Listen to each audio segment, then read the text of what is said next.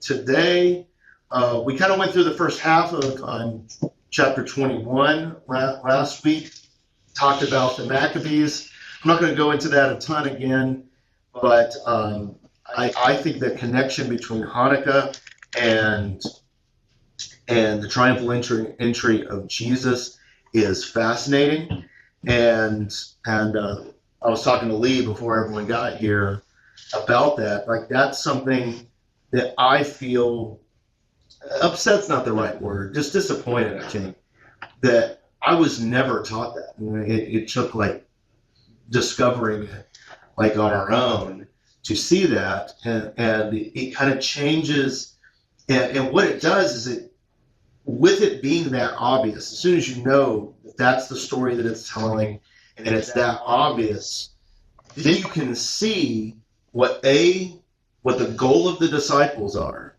You can see what the goal of all this stuff is. You can see by what Jesus did on the cross, where he died and then rose again, that it was a dissolving of that desire of the disciples and everyone else. Because they, and we talked about it a little bit, but they wanted Jesus to be king, to kick out Rome, and to like make all these things go away that they hated. Like, if we could just get all this stuff, then God would bless everything and all that stuff. And that is not the way Jesus went. And so Jesus goes a fundamentally different way than that.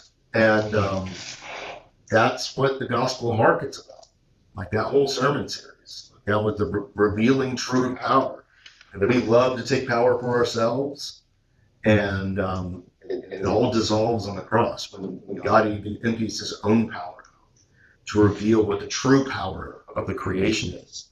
And it's that on Easter morning that there is new creation, like a flower popping up out of the soil. So that's where we're going with Matthew today too. So chapter 21, we'll read the whole thing. We're going to talk about the figs and all those things. Kind of long chapter, and we'll get into it. So here we go. Gonna share screen. Let's see. Do you think it's going to restart? Probably. Let's see. Maybe. Yep, there it goes. Never without fail. Now when they drew near Jerusalem and came to Bethphage at the Mount of Olives, then Jesus sent 2 disciples, saying to them, "Go into the village opposite you, and immediately you will find a donkey tied and a colt with her. Loose them and bring them to me. And if anyone says anything to you, you shall say, 'The Lord has need of them,' and immediately he will send them." All this was done, that it might be fulfilled which was spoken by the prophet. Tell the daughter of Zion, behold, your king is coming to you, lowly and sitting on a donkey, a colt, the foal of a donkey. So the disciples went and did as Jesus commanded them. They brought the donkey and the colt, laid their clothes on them, and set him on them. And a very great multitude spread their clothes on the road. Others cut down branches from the trees and spread them on the road. Then the multitudes who went before and those who followed cried out, "Hosanna to the Son of David! Blessed is he who comes in the name of the Lord! Hosanna in the highest!"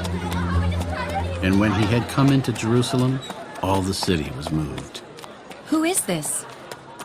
This is Jesus, the prophet from Nazareth of Galilee.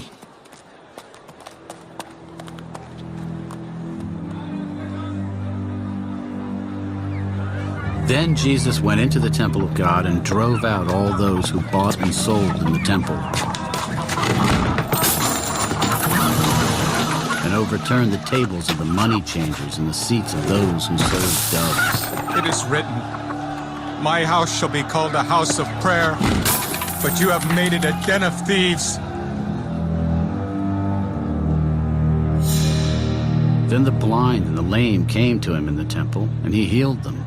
But when the chief priests and scribes saw the wonderful things that he did, and the children crying out in the temple, they were indignant. Hosanna to the Son of David! Hosanna! Do you hear what these are saying? Yes. Have you never read, out of the mouth of babes and nursing infants, you have perfected praise? Then he left them and went out of the city to Bethany, and he lodged there. Now in the morning, as he returned to the city, he was hungry. And seeing a fig tree by the road, he came to it, and found nothing on it but leaves. Let no fruit grow on you ever again. Immediately the fig tree withered away. And when the disciples saw it, they marveled. How did the fig tree wither away so soon? Assuredly I say to you, if you have faith and do not doubt, you will not only do what was done to the fig tree, but also, if you say to this mountain, be removed and be cast into the sea, it will be done. And whatever things you ask in prayer, believing, you will receive. Now when he came into the temple, the chief priests and the elders of the people confronted him as he was teaching. By what authority are you doing these things? And who gave you this authority? I also will ask you one thing, which, if you tell me, I likewise will tell you by what authority I do these things. The baptism of John, where was it from? From heaven or from men? And they reasoned among themselves. If we say from heaven, he will say to us, why then did you not believe him? But if we say from men, we fear the multitude, for all count John as a prophet. We do not know. Neither will I tell you by what authority I do these things. But what do you think? A man had 2 sons, and he came to the first and said, Son, go, work today in my vineyard. He answered and said, I will not. But afterward he regretted it and went. Then he came to the second and said likewise. And he answered and said, I go, sir. But he did not go. Which of the 2 did the will of his father? The first. Assuredly, I say to you, that tax collectors and harlots enter the kingdom of God before you. For John came to you in the way of righteousness, and you did not believe him, but tax collectors and harlots believed him, and when you saw it, you did not afterward relent and believe him. Hear another parable. There was a certain landowner who planted a vineyard and set a hedge around it, dug a winepress in it, and built a tower. And he leased it to vine dressers and went into a far country. Now when vintage time drew near, he sent his servants to the vine dressers that they might receive its fruit. And the vine dressers took his servants, beat one, killed one, and stoned another. Again, he sent other servants, more than the first, and they did likewise to them. Then last of all, he sent his son to them, saying, They will respect my son. But when the vine dressers saw the son, they said among themselves, This is the heir. Come, let us kill him and seize his inheritance. So they took him and cast him out of the vineyard and killed him. Therefore, when the owner of the vineyard comes, what will he do to those vine dressers? He will destroy those wicked men miserably, and lease his vineyard to other vine dressers, who will render to him the fruits in their seasons. Have you never read in the scriptures, the stone which the builders rejected has become the chief cornerstone? This was the Lord's doing, and it is marvelous in our eyes. Therefore I say to you, the kingdom of God will be taken from you, and given to a nation bearing the fruits of it. And whoever falls on this stone will be broken, but on whomever it falls, it will grind him to powder. Now when the chief priests and Pharisees heard his parables, they perceived that he was speaking of them. But when they sought to lay hands on him, they feared the multitudes, because they took him for a prophet.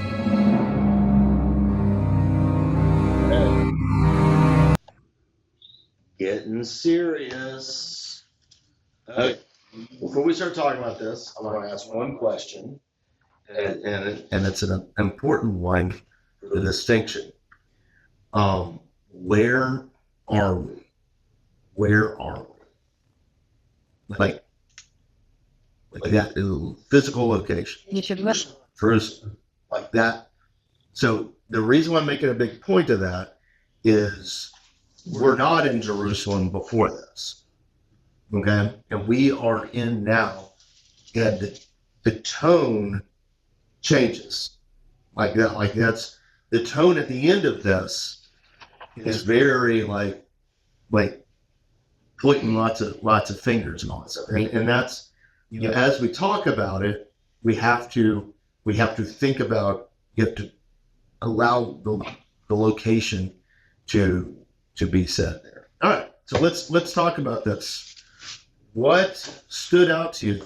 I'm going to go through the order in here, but if something really stood out to you, you can say it's real. Forget it. We say not lastly children. The children? The children will pivotal one of their Hosanna. Yeah. And go back to what some of the apostles shooed them away. Oh yeah. Yeah, all of a sudden the children are the ones that it's almost like they're recognizing it. It's clarifying. They are heaven. Yeah. Yeah.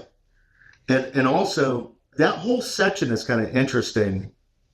It's like verse 14, like the blind and the lame came to the temple, to him in the temple, and he healed them. And the chief priests and the scribes saw the wonderful things that he did. You know, but we see later that they get upset at it all. So they're seeing what's happening here, but it's almost like they're willingly becoming blind to it. And yet the children, who we've been talking about, we always talk about who is the greatest, to the blind and the lame, they see it. The children see it and are singing songs to it. And yet the chief priests and the scribes, they can't see it. Isn't Jesus showing them also that, showing the people that they don't have power? What do you mean? Well, the Pharisees and the temple priests were the top dogs. Yeah. Yeah. So they controlled.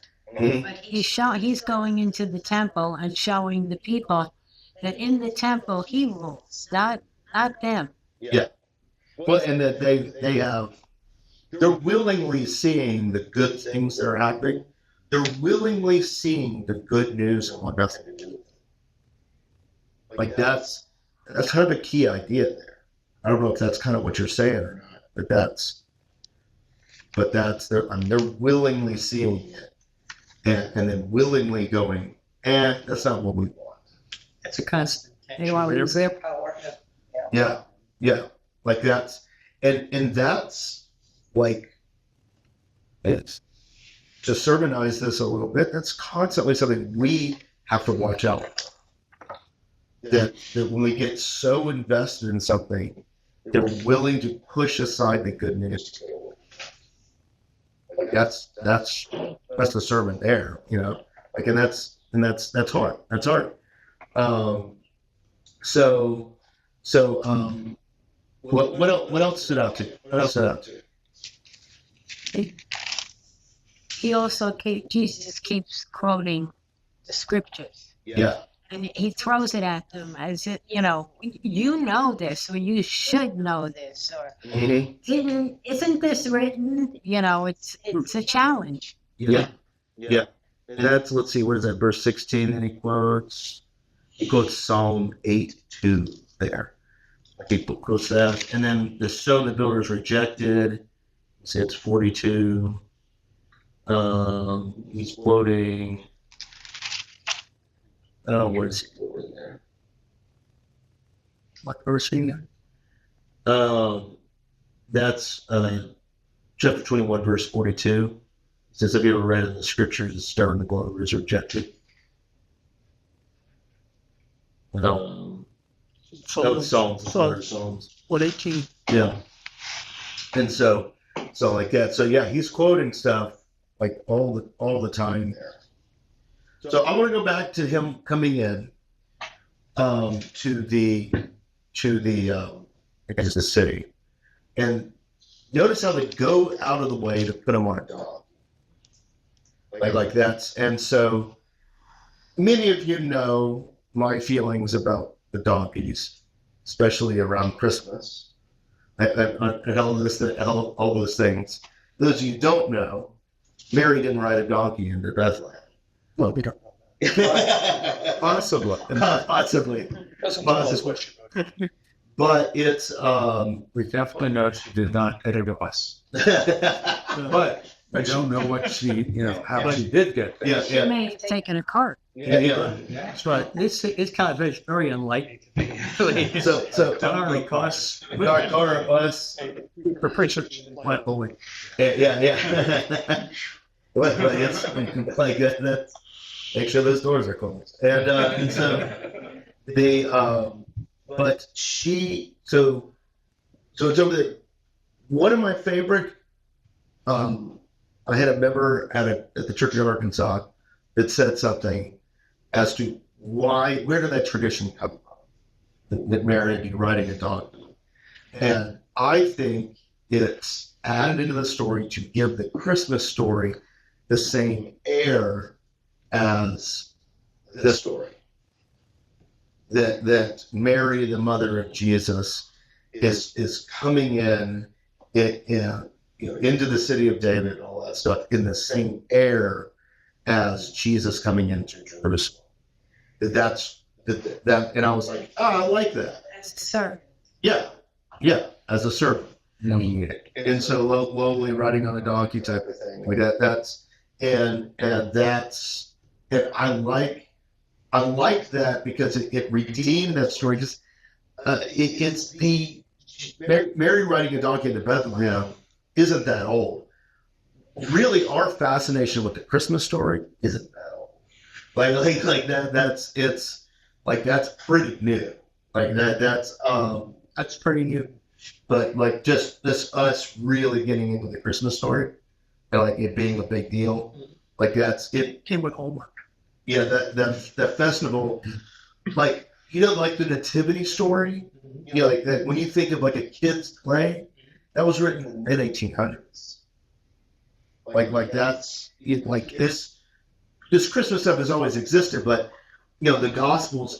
I think everyone thinks we're getting into Christmas. Although it's an announcement time on the 23rd of June. 23rd of June. That's a Sunday. All right, right? Like that's exactly 6 months away from Christmas. So we're gonna do Christmas songs. We're gonna do on that Sunday. We're gonna do all this Christmas stuff. So I don't know if you want to wear a sweater, but if you want to wear some type of Christmas paraphernalia, like we're doing Christmas songs, all that stuff, because the sermon material is similar around Christmas stories too. Yeah. Like all these things. It's not good to be more requesting my status. I know. And so like wearing a Christmas. So that'll be. I'll see if there's someplace we can rent donkeys. Yeah. It's not Palm Sunday. Like No, the wives can ride them. Yeah. And so it's but that idea was like I was like, oh, that's a fun way, and I imagine that's probably one of the things where it came from, is that it's like, well, how do we instill this same idea onto Jesus' birth as well? And so like that. So I kind of like that. I wanted to point that out, if that makes any sense. Because I'm always hard on Mary and the donkey stuff, but I do think that there's kind of a fun way that you can do some theology around it. It's Jesus coming into the world and then Jesus coming into Jerusalem. Yeah. And I like looking at it that way. Okay. So what else stood out to you?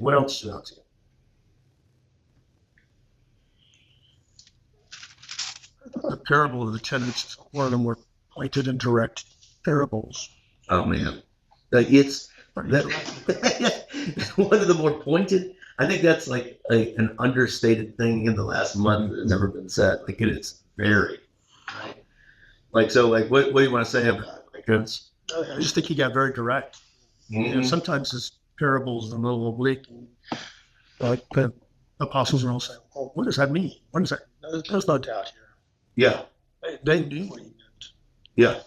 Like this one, and also, like, this is one of the reasons why I said it, like at the beginning. Where are we? Like this is the episode. I mean, these people, like the disciples, the reason why they're jockeying to be the greatest is they want to be the hand of the king, want to be the king's right hand. They want to be, they want to be the one that the moving and the shaking going on, because they know that Jesus is going to go and kick Rome out. Like they know that. They know. Yeah, like that all these things are happening, and so like they know that beyond a shadow of a doubt. Like so they're like that's and so like yeah, so and then this is so, like you said, it's so pointed, like look, it's the son, it's the son of the vine dresser. Here, King James here. And let's kill him, and then we can take his inheritance. And that's a little pointed, right there, right? Like that, we're seeing what's going on there. And even that psalm that he quotes in, and I love how he makes all these detractors. Like, what does this mean? We're like, well, there's. It's almost like, what is that, when Nathan comes up to David with that little parable about the sheep and like all that stuff, and he's like, what should we do about this? We need to kill him. Like it's, yeah, and it's almost like that. They're like, oh, we need to destroy these miserable men, you know? Like it's all these things, and it's like, yeah, like the stone, like you know it's right, and you just won't. And in speaking about the servants going first, those were the prophets. Mm-hmm. Yeah. The prophets came first. Yeah. They've been telling you. Yeah. And now the son's there, and you still don't see it. Yeah. You're still not paying attention and all that. Yeah. Like you're not seeing any of this. So let's talk about the fig tree for a second. This is the only place where the fig tree comes up, right? So, does anyone have any hot takes on the fig trees first? The fig tree is the creation. It's us. We were made to bear fruit. Now, all right. So, remember where we are. Who's the we in this? Okay. This is pretty pointed. Then it's got to be the Pharisees and I think Israel. And kind of doing the same kind of thing that I did on last Sunday. You know. That's the we. Yeah. Like that's and like and you have to. And I think we is involved here, but there's definitely this chapter and kind of going forward really becomes a judgment on Israel, like all that stuff, because God blessed them to be fruitful in the world around them. And yet when God comes to Jerusalem, he finds no fruit on the tree. Like it's more explicit, and I think Mark is more explicit about what's going on with the fig tree and all of those things. But that's kind of the idea. It's that this tree of bearing fruit, like it's over there, and he condemns it. And it's like and this is a verse that like the tree immediately withered away. This is a verse that I think steps on most toes in the way, you know, like at least it steps on my toes. Like that's it's like you turn to the fig tree and saw it and and said, "Let no fruit grow on it ever again." Immediately the fig tree withered away. Yeah, we still have. Yeah, like it's one of these things. And then what the lesson from it is what my heading is. When disciples saw it, they marveled and said, "How did the fig tree wither so soon?" And Jesus says something that's kind of like a famous thing now. Surely I say to you, if you have faith and do not doubt, you will not only do what was done to the fig tree, but also if you say to this mountain, be removed and be cast in the sea, it will be done. Whatever things you ask in prayer and believing, you will receive. Okay, what's he talking about? What's the mountain? What's the fig tree? It's all coded language. And you can see the coded language magically as soon as you have a BA and BS. Like that. The mountain is the Temple Mount, I believe. Yeah, Mark was explicit about that. And It's what it is. Yep. And the fig tree, of course, is the people who run the temple. Yeah. Like it's like as soon as you kind of allow yourself to see that stuff, like it's like, oh, because that's why it's like remember where you are.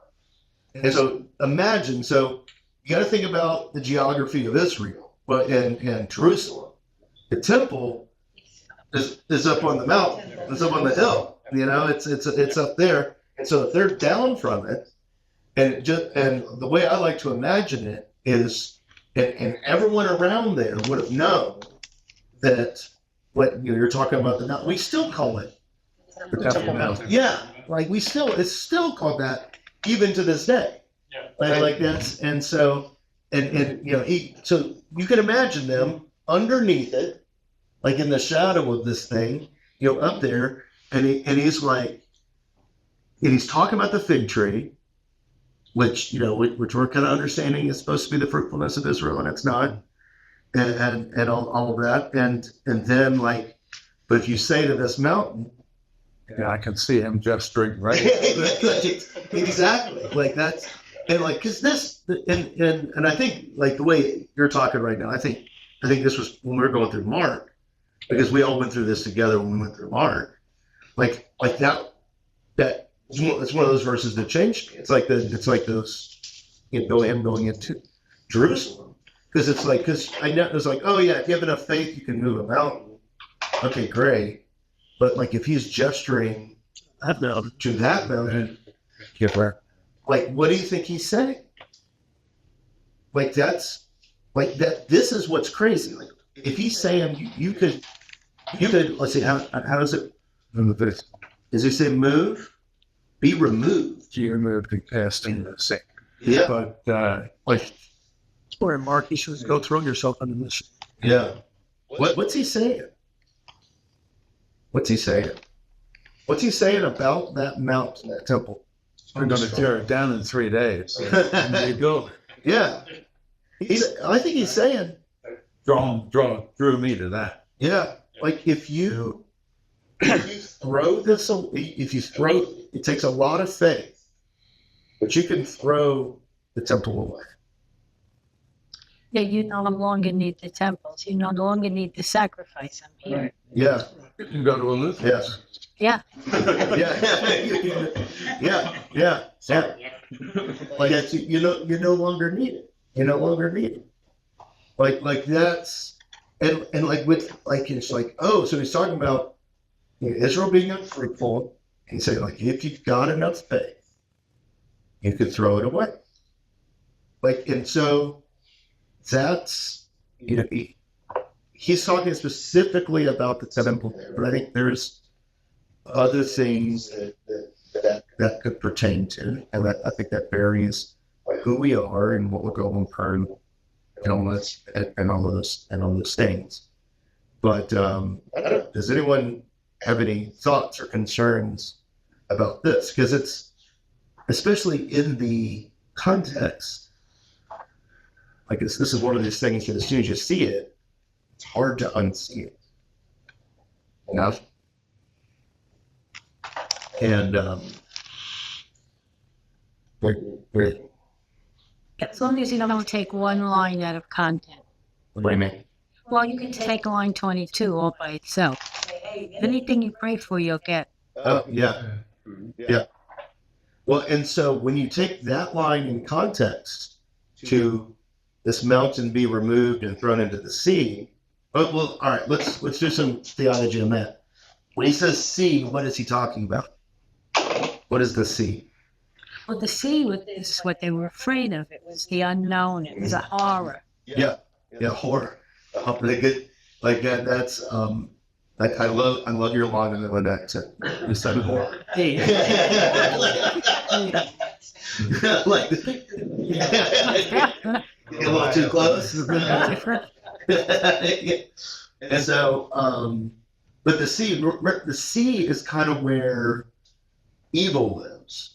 Like that's like when you think of the mythology about how all of this pertains to each other, like the sea is kind of where evil reigns and all that stuff. So like at the beginning of creation, before God created, it's like, you have, so that I can show up. Bereshit bara Elohim v'ad shamayim. Oh, my Heart. Be still. I know. Wow. Poke your toes. And so I like that. And Let's let both be it. So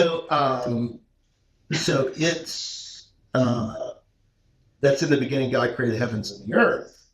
And then the very next line, the Spirit of God was hovering over the waters, over the sea.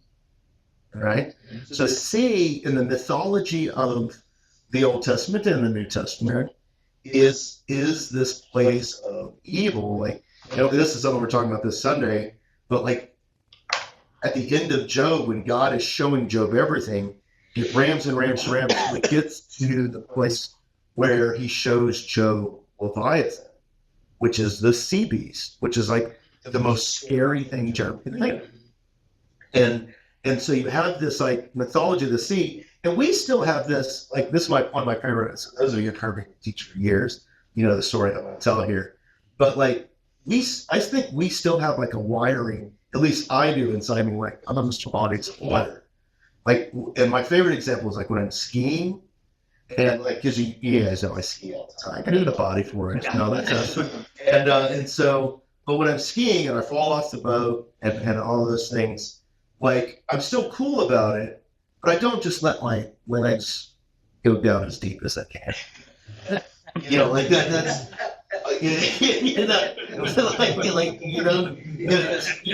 Leviathan's out there, and it's going to be in your toes.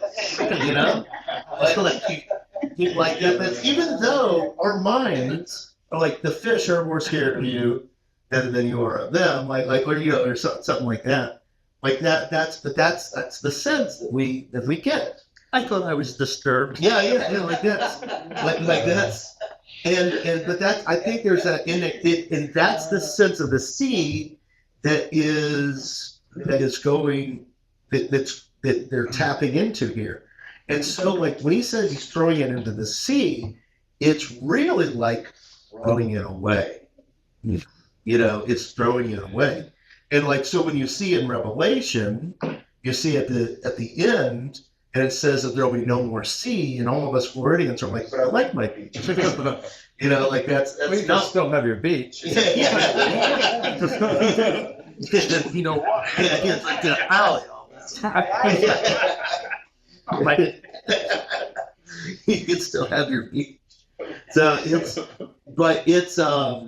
that's not what it's saying. It's talking about this like place of uncreation and just unmitigated evil that's going on there. Well, this whole thing, in my opinion, was mainly because they would watch the fishermen go out to go fishing. Yeah. And some of them wouldn't come back. Oh, yeah. Well, that's like Bermuda Triangle stuff. There's all these legends of the sea and all this stuff, that goes in it because we still don't know much about the sea. On one island, they have sharks. Yeah. Yes, they do.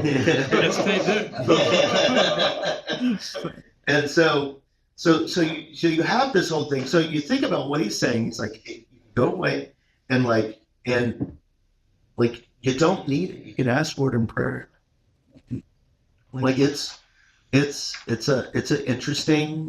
interesting wrinkle in all of this, and so then if we continue, like the Jesus authority question, and so when he came to the temple, the chief priests and the elders they confront him. It's like, how dare you teach this stuff? Like that's by what authority are you doing these things? I love. This was one of the readings, like 5 weeks ago or something like that, and I love this reading so much. They're like, how dare you say any of this stuff? And then he asks them, he's like, what authority are you doing these things? And he asks them about John, and then they can't actually answer the question because they're feckless. Okay. They're spineless. They're like, oh, well, I'm not going to answer that. Yeah, exactly. He's like, well, I won't answer you. Yep. Exactly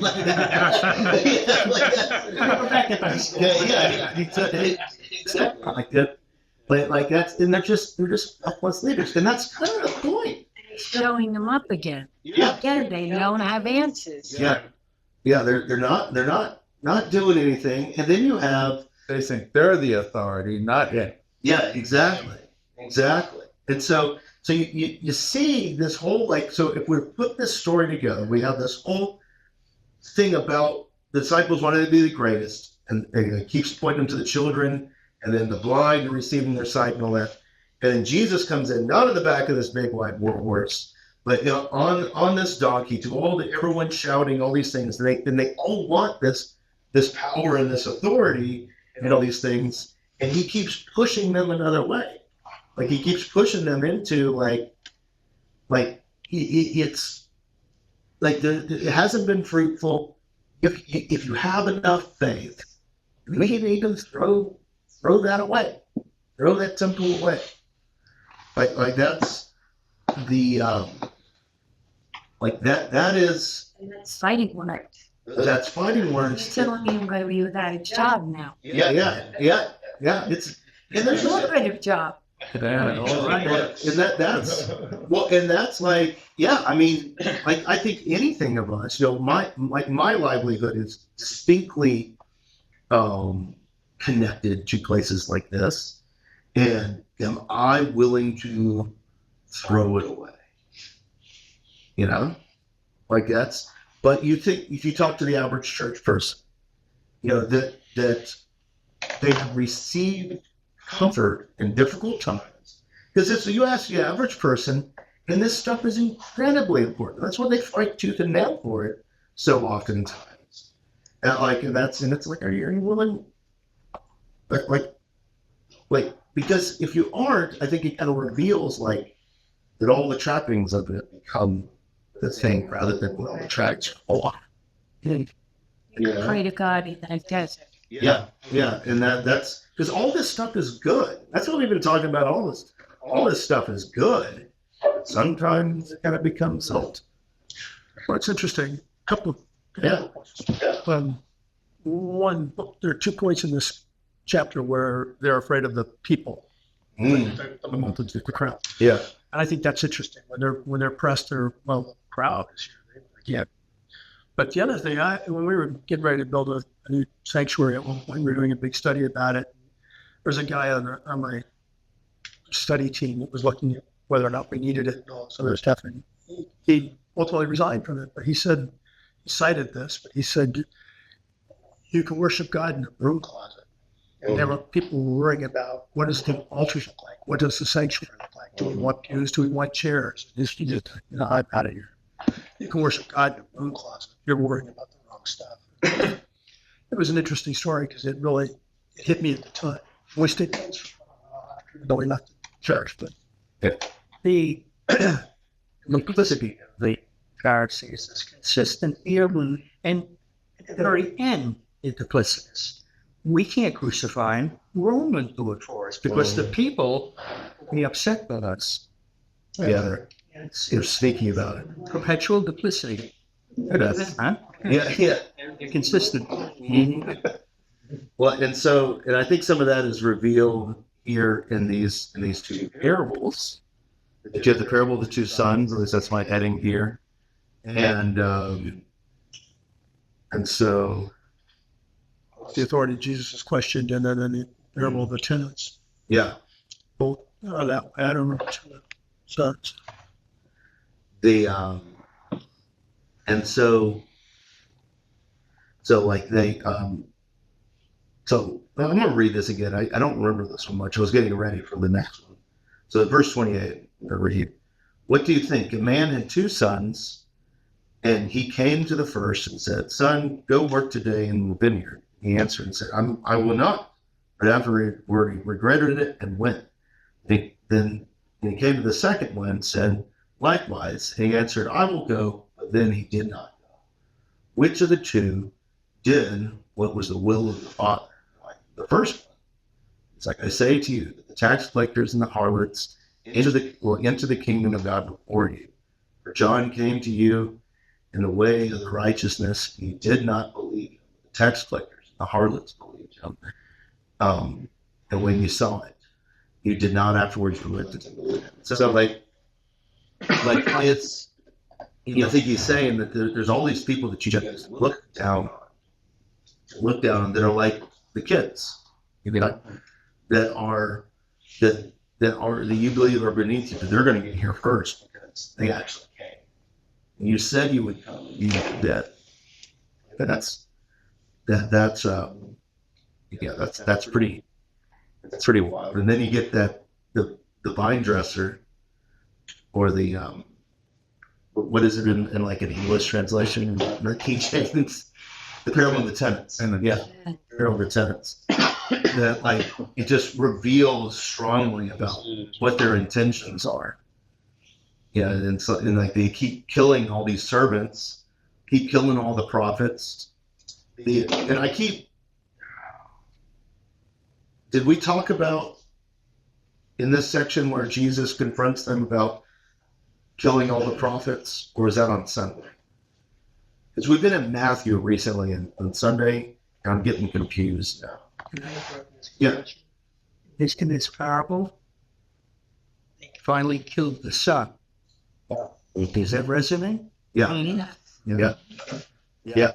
Like that's like we'll find like like, well, they killed all the other servants, at last, this is verse 37, last of all, he sent his son to them, saying, they will respect my son.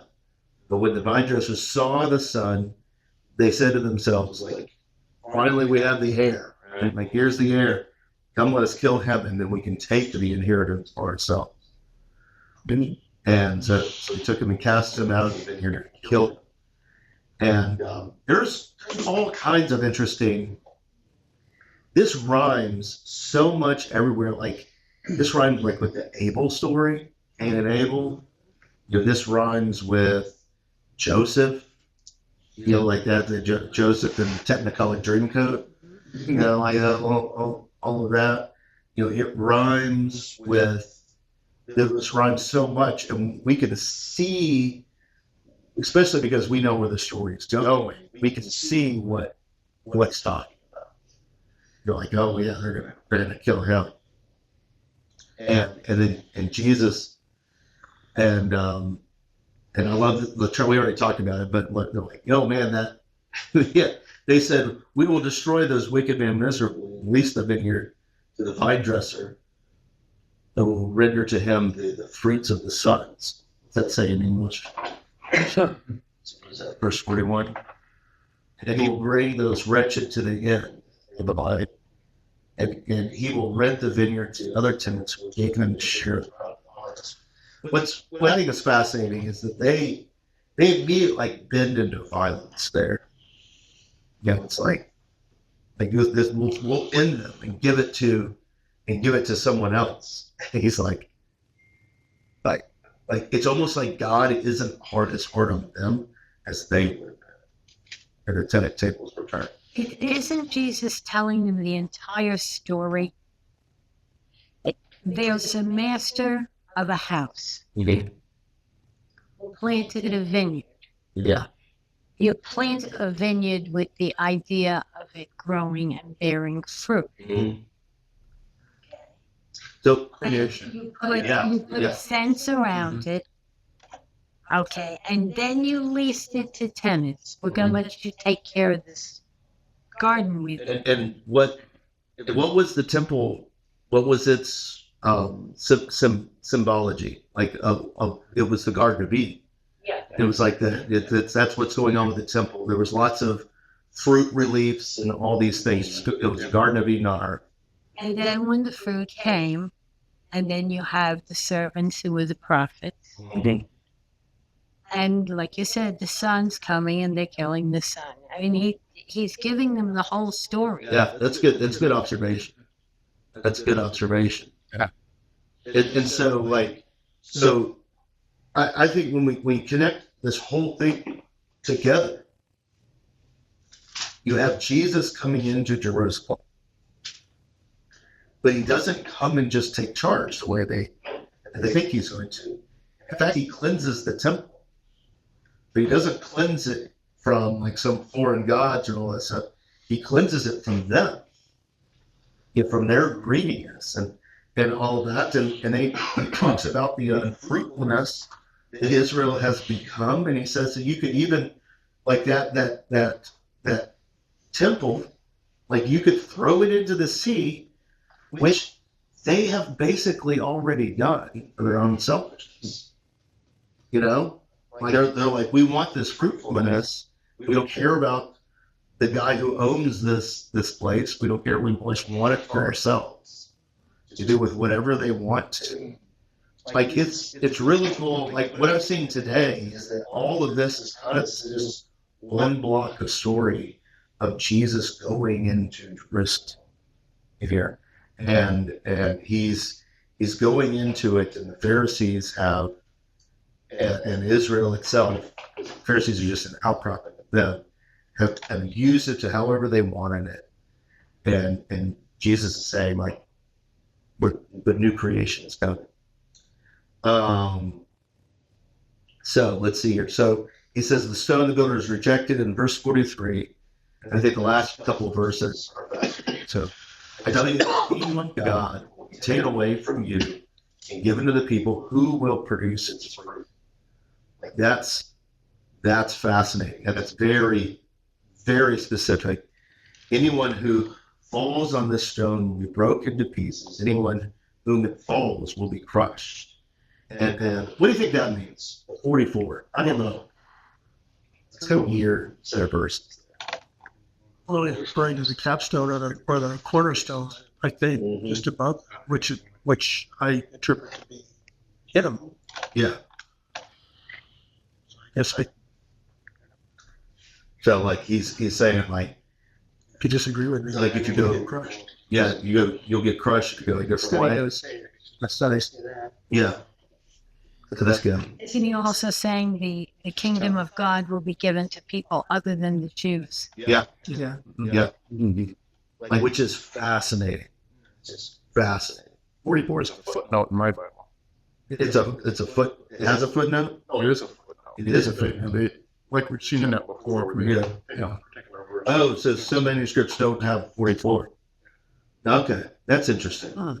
That's interesting. In translation. It's down here at the bottom. It's page. The overall translation. Now, Revised Standard. Okay. All right. Yeah. RSV. All right. Cool. Well, that's a good thing. Yeah. So I have a footnote on it. Some manuscripts don't have verse 44. Okay. That's all right. Cool. Yeah. Just other ancient authorities add verse 44. Yeah. Yeah. That's good. So this is why we have all these different versions. That's good. So then verse 45, so when the chief priests and the Pharisees heard Jesus' parable, they knew he was talking about them. And they looked for a way to arrest him. But they afraid of the crowd because the people held that he was marked. Oh man, like that's just all of this tension and all of that. And that's one of the things like I love, like when we look at this stuff, and I love saying this, it's no wonder they killed him. Because I mean he's poking the bear constantly. Yeah, God, I get rid of this.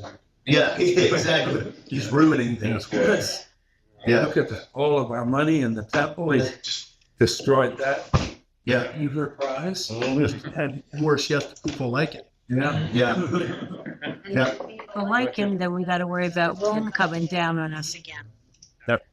And it's interesting what as we go through here, as we get closer and closer to crucifixion, you're going to see that people kind of get farther from it, as he is kind of alone on the cross. And Matthew, we'll see that as we get through here. But yeah, any last things anyone wants to say? It's a good chapter. It's a good chapter. It's a good one. Well, let's we'll end there. For everyone watching on YouTube, thanks for joining us.